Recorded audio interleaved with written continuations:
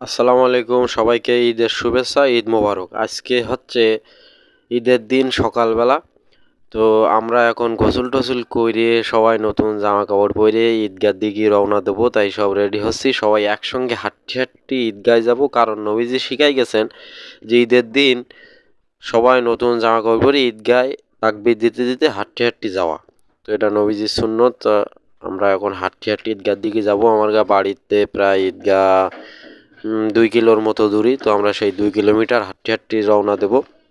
আর একটা রোজাদার জানে যে 30টা রোজা রাখার পরে ঈদের দিন কতটা আনন্দ লাগে, সেটা সে রোজা না থাকবে সে জীবনেও বুঝতে পারবে না। আমরা রোজা ছিলাম বিধায় আমরা বুঝতে পারতেছি যে রোজার শেষে যে ঈদের দিন সকালবেলা কতটা আনন্দ হয়। আমরা হাঁটতে হাঁটতে ঈদগাহ ময়দানে চলে আইছি। এটা হচ্ছে আমার ঈদগাহ বাজার। আর ওই পাশে ওইটা হচ্ছে ঈদগাহ ময়দান, ওখানে নামাজ শুরু হবে।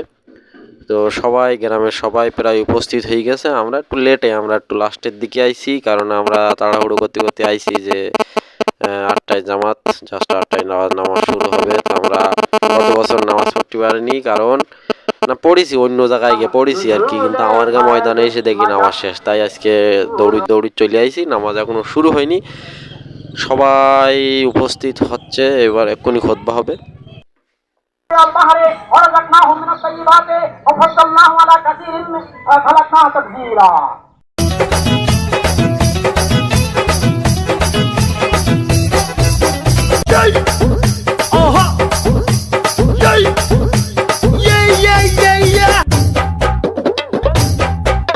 তো দুঃখ কষ্ট ভুলে নামাজ পড়ে সবাই কোলাকুলি করে আবার আস্তে আস্তে আমরা সবাই বাড়ির দিকে রওনা দিছি।